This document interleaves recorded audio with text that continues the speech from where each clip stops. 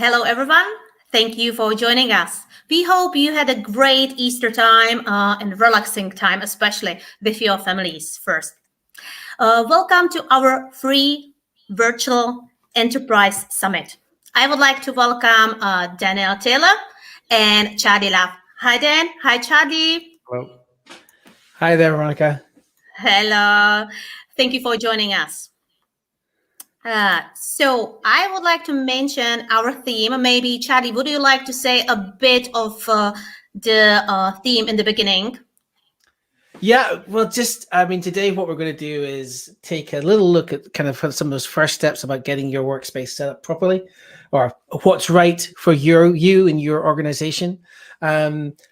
Signpost a couple of really important documents that you'll find on the Google Help site. So just things to get you started and show you where those are.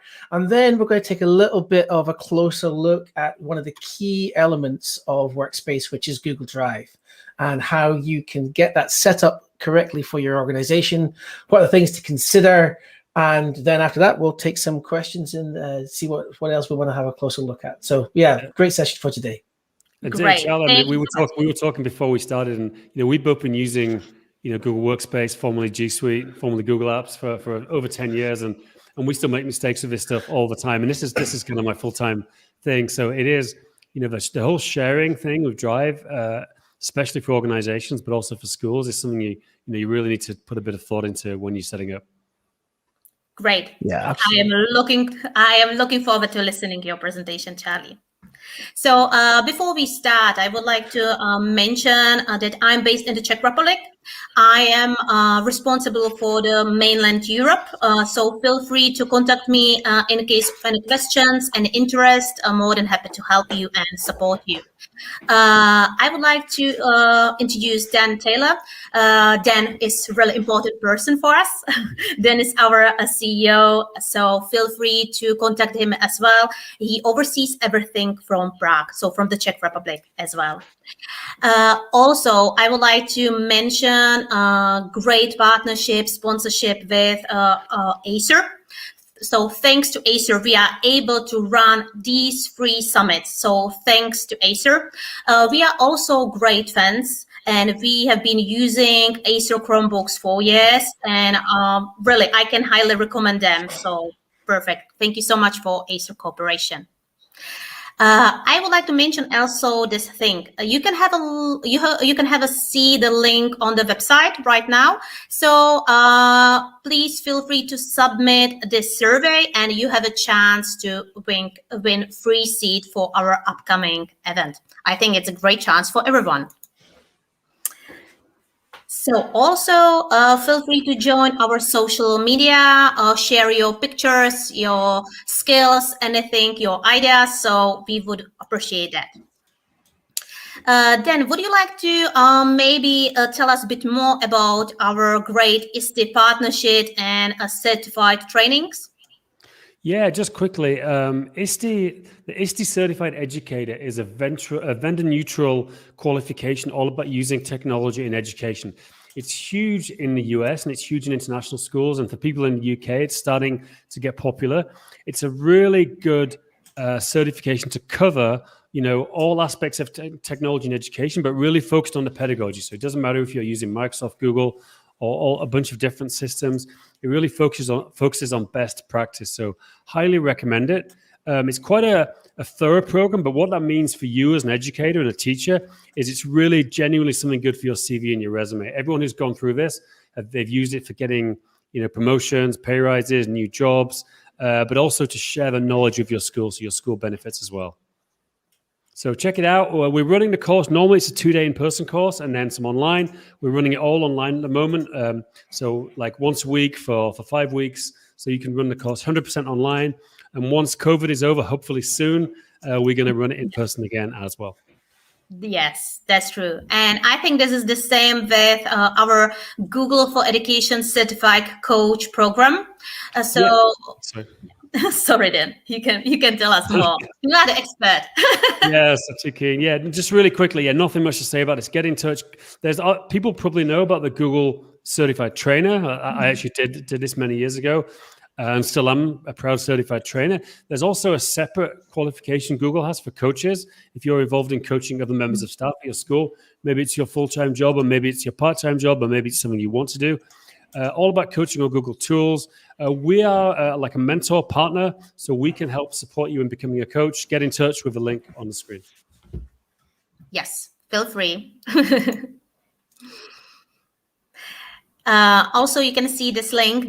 I think this is also a great chance for everyone. I don't know if everyone heard about it, but about a Google Workspace for Education Plus. So you can see the link. Feel free to submit, or you can send us the message, to Dan, to myself, and we can set up the trial for you. I think this is great opportunity for everyone. Dan, would you like to maybe add more details to that, or can I? Yes, yeah, a lot of premium features both for security and admin. We'll mention them a little bit today.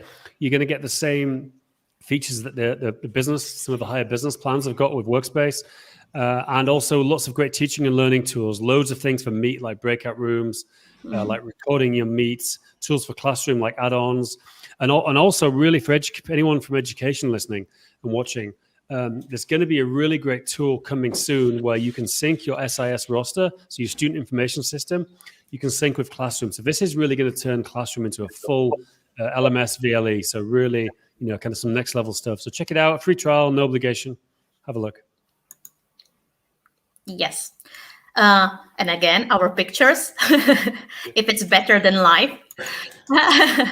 And this is a bit of overview about Charlie. So maybe Charlie, if you want to continue, I think you can start your presentation. You can tell a bit more about yourself. Yeah, sure. No worries. So my role is I work as a strategic leader around technology for education within Aberdeen City, and my history is kind of lots of innovation and work across Scotland and Europe, and a bit of work internationally as well around education technology and computing science learning as well. So I've kind of got a pretty varied background in that respect.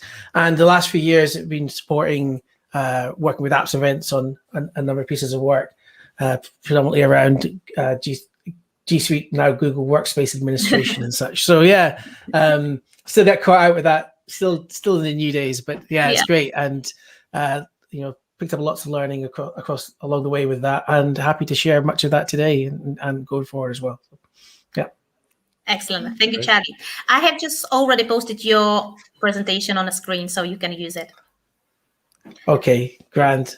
Yeah. Then, would you like to tell bit more about yourself? Yeah, not much more, and it's not that interesting. I run apps events with Google Partner. We've been doing it for 10 years, specialists in Google for schools, but also we're doing more enterprise stuff for businesses as well. So Google specialist, and really enjoy working with Google tools. It's a great job for me. Thank you. Yeah, great. And I think that now we are ready for your presentation.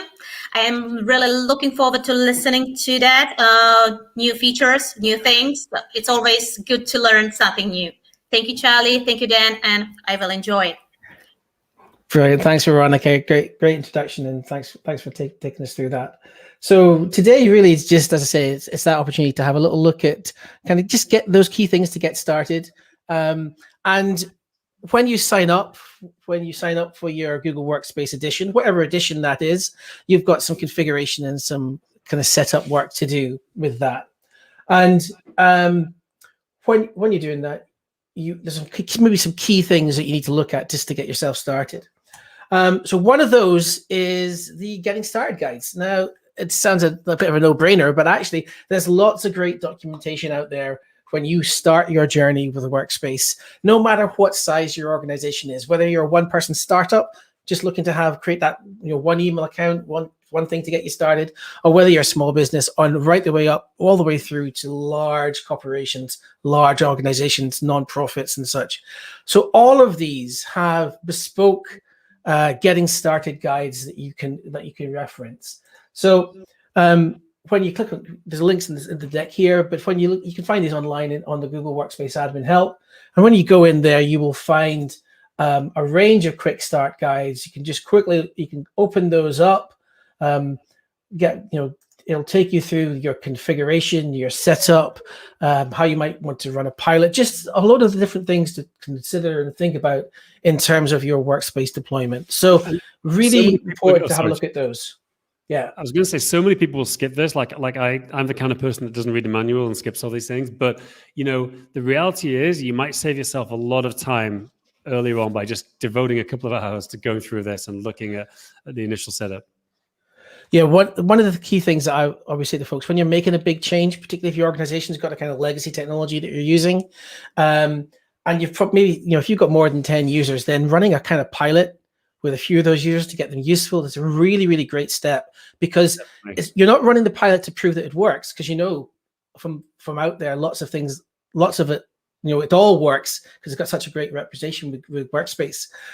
You're not running a pilot to check that it works. What you're running a pilot is to learn how to deploy it, how to run it, how to make everything work for you as an organization. So the pilot's really, I always think it's a learning experience, not a testing experience. It's a learning experience is what I always think with it. So especially for enterprise, I was originally in the world of enterprise technology, and it's, there's always a pilot program. And I think smaller companies should consider it as well. If you've got more than, I'm not sure, let's say you've got more than 100 people, I think it'd be great to get like 10 users on and try and always have a fixed period of time you're going to run the pilot for. Decide what the outcomes are, so people are going to make a feedback form at the end of it. But I think it's a great way to do it. It's just good to structure it quite well. And get in touch with me if you want any advice about pilot programs. Yeah, absolutely. And there's great things that you can do with that, because you can continue with all your mail delivery as it was. You can co-deliver mail. There's lots of things that you can set up to make your pilot really run smoothly. And again, we can help with all of that as well. Can you go back to the quick start guide, Charlie, if you don't mind, just over, because I think there's a link also to education one. I don't know if you showed it. There's the enterprise. If you scroll down. Here we go. Yeah. And there's also a quick start guide for educational institutions. Yeah. So there's one in there for education, one for nonprofits. It takes you just through that whole kind of initial setup process, things you need to consider, how you need to take that forward. So really do recommend the quick start guides to you folks, because they're, as I say, Dan's saying, they're frequently overlooked, and there's lots and lots of great information in there that will help you get started. So that's the first place to go there. And if you find when you look at it, you're not confident, then you can look out to a partner. Apps Events can provide you support with that going forward as well. So that's a great one. Okay. So the other thing I really wanted to chat about was security, because once you're set up, one of the key things, next steps, is really all about your security and the security of your information for you as an organization. And again, there's some great getting started guides around security and security checklists. And there's a couple of those. There's one for kind of small business, and there's one for medium to large businesses. Let's have a little quick look at those. One thing we were mentioning as well, there's a great security dashboard, which is available if you get Enterprise for Education, Enterprise Education Plus, which is a really good upgrade, which we did a slide earlier about it. And also, I've forgotten which business levels it is. You can get a security dashboard as well, which is something, some advanced features for looking about sharing and all these other things. Yeah, I think, Dan, what we'll do is it'll be really useful, I think, now you mentioned that, for us to drop in and have a look at it. So we'll just have a quick look at these security checklists, and then we'll pop over and have a look at that Education Plus or Enterprise Business Plus dashboard, and we can see some of the security features that are on there. Yeah. So what we're going to suggest is there's two things here. There's small business 1 to 100 users setup, and there's a medium to large business. I think, and this is my own view, is that your organization is so important and your data is so important. I would always recommend, irrespective of the size of your organization, that you look seriously at the medium to large business requirements around security and enhanced security around your organization. Your data is the lifeblood of your business. And if you lose your data, if your data is taken elsewhere, if it's accessed because you haven't locked down the sharing, we'll talk about that in a little bit, then your business is really at risk. So I do always say to folks, look at that medium to large business checklist, go through that when you do your setup. Even if you're smaller, I think it's the right place to be, because it gives you the right prompts to make sure that you are, you're securing your business. I mean, the advice there, it says, if your business has special security requirements, I kind of think in this day and age, every business has special security requirements because your data is so important. So it's just my own view. Is I always look to that medium to large business checklist.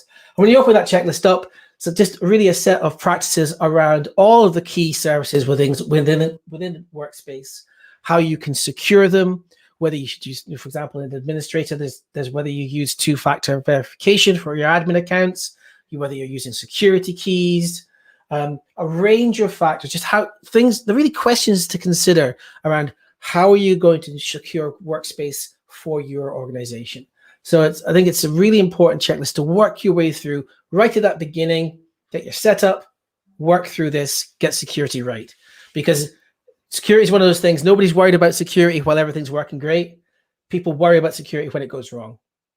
Right? So when you lose something, when something doesn't work, when you're compromised in some way, that's when everyone talks about security. Security, you've got to just take those precautions up front. And this is a great way to do it. The prompts are all there. So that's security checklist. Let's go and have a quick look then at some of the features you get when you're looking at security in your Workspace domain. So I'm just going to switch screens here and share another screen. So hopefully, yeah, there we go, folks. So this is a Google Workspace Education Plus deployment, but the features here that I want to show is just really what we've got available in security. So let's go and have a little look there. So I'm going to go into security. And Dan mentioned there the security dashboard. So this is a feature that we've got where we can get that kind of overview around security. And there's also, in fact, I'll show you security health just a little bit before that, because security health is really interesting. So security health really gives you the kind of, it goes through, analyzes your domain and looks for the whole domain and gives you like security recommendations. It might take a little while for me to load, so I'll maybe skip it.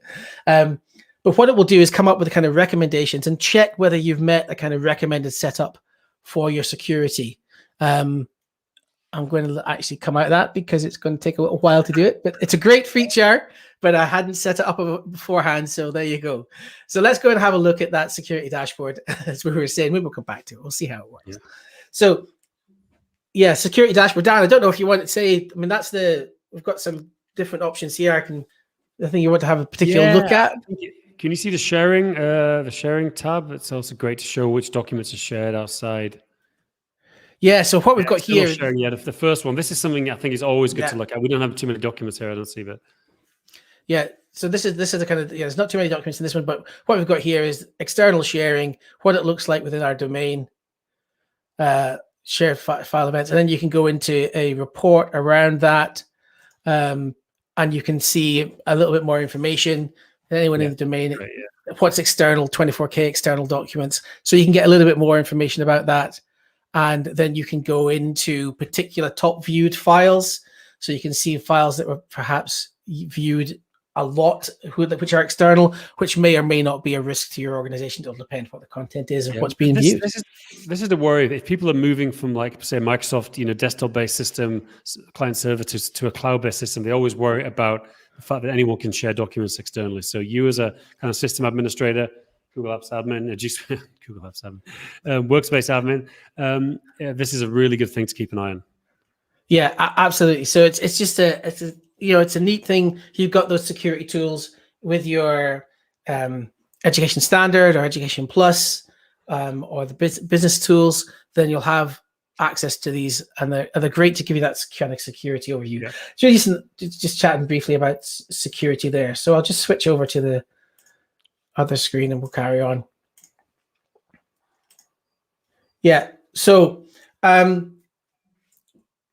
so what I was really going to take you through next, folks, is around that initial setup of Drive, because Drive I always think Drive's the heart of Workspace. It's your storage, it's your documents, it's where you launch your doc sheets and slides from. It's where you keep your stuff, right? And it's a fantastic, really versatile cloud storage application. And really just to kickstart and think about what do you need to do when you get Workspace for the first time and set up sharing. And maybe just take you through the models of sharing that are available and how they work. So I suppose it's really, you set your sharing options for your domain, you work about link sharing, and folks maybe sometimes don't understand what link sharing is, and I'll chat about that. And then a range of other options like, do you warn people when you're sharing with people who are outside of your domain? You can limit access to files to particular people, and so on. So there's a whole range of options that are built into Drive that you can go through and you can set up. And I suppose what I'll do is I'll just take you through some of those, control how we access to third-party add-ons and so on. And you can even, you can lock down Drive to such an extent that the data is it just lives in the cloud. It can't come off of the cloud. It can't be downloaded. You can make it as secure as you need it to protect your organization. And that's the beauty of it. You can have it open, you can have it locked right down, and you can use policies even to lock it right down on individual devices. So it's really, really interesting how much control you have as an organization. Yep. Definitely. And there's even in some countries, some government departments and things using a workspace, so there are people with sensitive data using it. It's just a case of making sure you do all the settings right to lock the data down. And depending on the type of company you are, you're probably going to have more or less security.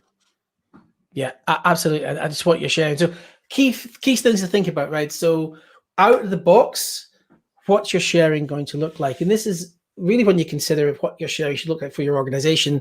I've got a number of different scenarios here. We'll maybe just chat through them and talk about what they are. So the first one is you can just share with everybody, right? So this is a really flexible, unrestricted, most kind of least restricted kind of sharing, where you just say, all of my users can share data with anyone.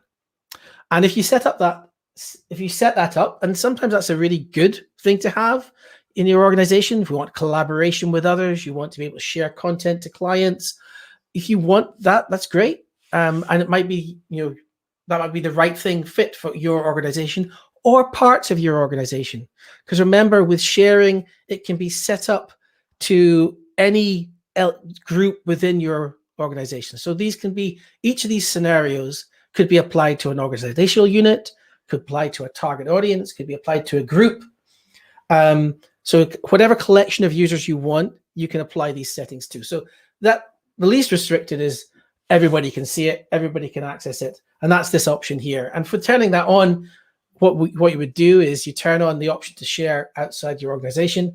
And then within the admin console, you go through and say, right, do I want to warn my users if they're sharing something externally? My advice around that would always be yes. So if I type in an email address to share something, I want to know whether they're internal or external. Not a big deal, but that's what really we helps. We have sharing a lot outside of organization. We work with so many different speakers and schools and things, it would be impossible not to. And we have a warning turned on. We get notification if you try to share any document outside the organization. Yeah. So you can have that type of sharing. And then there's a kind of next step, the most open sharing you can have, was you can take your content and you can make it accessible to anyone who's got a link to it with or without them signing in. So you can make that, and you can actually publish on the web. So you can take your files and just publish them out there, put them out through Drive and make them public on the web. And that's another type of sharing that's included in this kind of external sharing. So these are all questions for you as an organization. Do you want people to be able to publicly publish things? You have to think about whether that's a use case that would be right for your organization. So that's the kind of outside sharing. And then the next thing is really that the kind of sharing that you get between organizations, where a great model of this is maybe between schools within a multi-academy trust, where they all have different domains, all different deployments of Workspace, but they want to set up trust between them. So if you've got a multi-academy trust, or if you've got an organization where there's three or four different separate Google Workspace domains deployed, then you can set up trust between those domains. So you can set them up by whitelisting them. And that just means that we trust you and you trust us. So we'll share with you and you can share with us. And that's what that kind of trust, that trust sharing allows you to do. So you can restrict your sharing outside, so still allow it, but only allowed it to the people that you trust, which is a neat model. So all these people on the periphery, I kind of showed you there in this diagram, I've got the trusted organizations. The user shares the file with the whitelisted domains, but anybody else outside of that, if you're not in a whitelisted domain, you can't be shared to, and that's why you're not there. So those options are there. So a trust-based sharing. Have you, Charlie? I'm interested. Have you worked in any places where this is how you've done it? You've only shared with other whitelisted organizations. I've done a kind of hybrid model where in order to get sharing on some Google tools, like Classroom, for example, we've whitelisted partner organizations to work with us because they have their own deployment. So that we've had that kind of hybrid model, which works really well. Cool. So we're sharing classrooms and such. So yeah, it's a great to be able to have that feature for whitelisting. So the other option you've got is, and this is the great option. I've seen this option often used in education settings, where particularly for younger learners, so maybe sort of primary school age and nursery school age younger learners, where we're saying, right, those young people can communicate internally only. They can share internally within our organization only. You may have particular workers in your business where their function is that they would share only internally. So you can set up the system so that only people within your organization can share with other people in your organization. So you can do that restricted sharing only internally. And when you do that, it's a really interesting thing is you've got another option as well. Great thing about I had to say the great thing about Workspace is there are so many options and flexibility. You've got such great flexibility around all this stuff, which is awesome. So if you limit sharing, you can allow people still to be shared into content by external partners. So partners can share to you, you just can't share to them, right? So that option is there, and I've kind of just tried to just show you that here. So that's another interesting way to think about what you need for your organization. You can lock it down, share internally only, and actually prevent people from sharing to you from the outside if you want. And then this is a really great feature that's part of the Education Plus upgrade, part of Business Standard Business Plus, is target audiences, and it's relatively new. And I don't know if many people actually have got their heads around it yet, but it's an awesome feature. I love it because of the flexibility that it gives you. So the way to think about a target audience is essentially it's a group of users that you would want to share with. And I kind of think about, you might set up your human resources department as a target audience, because commonly across your organization, there's contracts and documents and things about HR that need to be shared with them. So they become a kind of an option to which you can share documents to. And so you can set up that target audience, and then you can add individual users to the target audience, which means you've kind of got a generic target audience that you can modify and change over time. It's not the same as a group because it's really just focused on the sharing within Drive. And the options are that you can select up to 5 target audiences to have them within Google Drive as options for sharing. So the default target audience, by the way, is your whole domain. So when you go into Google Drive and you right click and you click share, one of the options you'll have always is your kind of top level domain. Everybody in your domain share the document with everyone. But with target audiences, you get the ability to have everyone in your domain, your human resources department, your staff, your accounts department, your sales department, whoever it is, you can have them all as separate options so that you can have these kind of ready available options for sharing. So it's a great feature. And that target audience is just, it kind of segregates a number of users within your domain, allowing you to direct content specifically to them. Great. Yeah. I mean, this is going to be, it's relatively new, but I think this is going to be a hugely popular feature. Yeah, it's just really neat. And what's great about it is you, as well as, I mean, a target audiences and Drive, as I say, is part of the Education Plus feature. But what's also great is that you can also use target audiences as well for some of admin functions too. So there's other things that you can do with target audiences. Just again gives you more flexibility, which is just awesome. Yeah. So one of the things that we kind of I got caught out with this when very early on in my journey with Google Workspace is around link sharing and how link sharing works. For those of you that haven't come across link sharing, it's probably because you maybe haven't made a mistake with it. I certainly have in the past. And link sharing maybe you've is made a really mistake. You just don't know it, which is even worse. well, that's true. It's possible, Yeah. isn't it? So link sharing is really about who can see a file. And you can share files in your domain. There's three kind of options here. The first one is link sharing is off.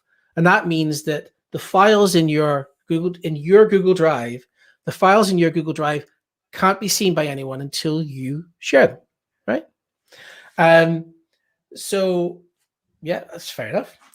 The second option is that you have link sharing turned on, but it's basically just your main primary target audience. If they get the link to the file, they can view it. So you don't have to have shared the file with me, but you might just send the link out. So you might just take the link for your file, stick it into a mail message and send it to me, pass it to me in chat, put it into the chat in a meet. However you shared that link to the file, if I'm in the same primary target audience, if I'm in the same domain for you normally, because the primary target audience is normally your whole domain, then I just have to click on the link and I see the file, right? And then the third option there is that not only I don't even need the link. If I just search and find the file, I can then just click on it and access the file. So it depends how open your organization is. And this is within your domain. So this is within your organization. So it depends how open you are, how you want your staff to collaborate. Should they have private spaces? Should they not have privates? Or loads of things for you to consider as an organization. I tend to just like the idea of having the thing switched off predominantly for most things, because I find that's easy to work with. It means everyone knows what they're sharing, what they're not sharing. But equally, there is some utility in the second option there around just having the link and being really able to quickly fire the link out to lots of people without necessarily specifically sharing it with them. So I see some merit in the second one, and maybe in a really small business or relatively small business or a small team within the business, you might want everyone to share everything. So I can see again that third option might have some merit. Depends on your use case. Depends what you want to do. Definitely. And again, this is something people really get caught out with. So put some thought into this. And if you want some advice, drop us an email, Charlie or Dan, and we'll give you some advice. Yeah, absolutely. And that's what I'm going to just on this kind of bit, I'll wrap this little bit up in a second, and then we'll have maybe another look at some of these things in the actual admin console. I'll take you in to see where you set up some of these drive options. But one other thing to think about is the access checker. So this is a tool in Workspace that just kind of prompts you when you're sharing, and it kind of says, do you need to be sharing? Are these the right people to be sharing with, and so on? And it all applies with the rules that you set up around sharing for your Workspace domain. So by that I mean, if you're in Google Drive and you open a doc and you're commenting in that document and you press plus and then type someone's username, that person is going to get a comment that mentions them. So that's one of those kind of plus mentions in Google Docs. But you can do that in a document potentially where that person doesn't have access to it, so they couldn't deal with the comment or the thing that you've assigned to them in the doc because they haven't got access to it. So Access Checker will check that person gets access to the content, and we'll deal with that and manage that. So there's some options to set up around that access checker, when you want that to work, how do you want that to happen when you're sharing access. So there's a number of options there around setting up that kind of access checker. So it's one of it's another one of these things to think about. And similarly, if you attach files to calendar invites, you want to make sure that everybody you're inviting to that calendar event has access to those files. So again, another thing, Workspace makes your life so much easier by having these really neat features, and you can configure them to give you the access that you need. So with the access checker here, I can give everyone the required access, or I can only give people, that second option there. I can say, I want everyone to have access to a particular document, or I only want the people within my organization. So if you've got a calendar appointment that's got 3 external people and 3 internal people, only the 3 internal people will be able to access the attached document, for example. So that's the kind of access checker. So let me take you in, I think, to take you into the admin console and let you see a little bit about where we would set up some of those sharing options for admin. So, let me go back in.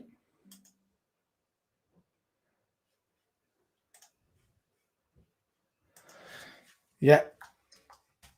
One of the great things about this is it keeps always authenticating me for security, which is what you want. Exactly. Yeah. So for our drive sharing, it's into apps, and I'm going to go into Workspace. And then from there, I'm just going to go into Drive and Docs.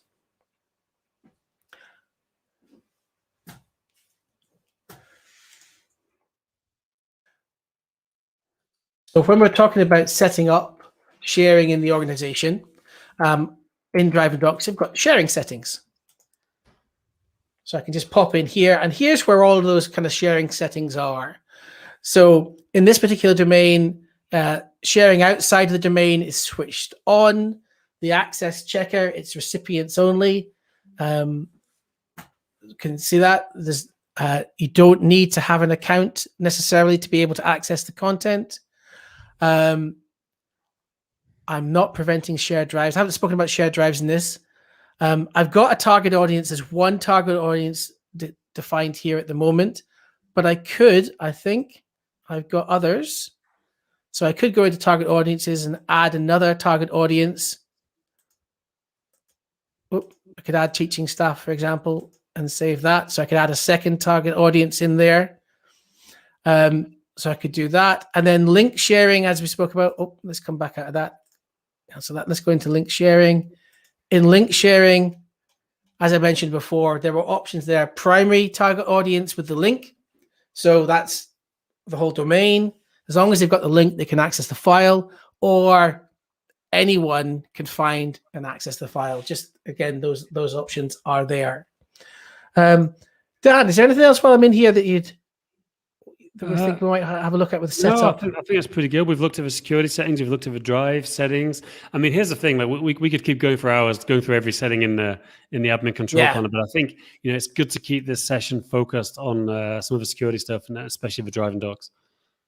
Yeah, absolutely. So, I mean, I think what I would say about settings in Drive and Docs there, we're kind of taking you through the different models of sharing there and the different kind of scenarios. And you just have to think about what's going to be right for your organization. There is no 100% right or wrong way to do it. It's what's right for you. What works for your organization is what's really key. So when you're setting it up, just think, what do you need? And the great thing is with Workspace, you have the tools to do the job. You have the flexibility, the options, everything you could need for your organization. It's there, and it's so straightforward and great to use. So yeah, definitely. Charlie, I think you made a really good point earlier that even if you're a smaller company or organization, go through the setup for the bigger one. That's great advice, because it's better to err on the side of caution. You can just skip a bunch of steps if you want, but I'd advise do too much, lock it down too much in the beginning, because you can quickly open it up. You're going to get yourself in more trouble if you open it too much and then you've got to close it down. That would be my general advice. But maybe that's just me. I'm risk averse.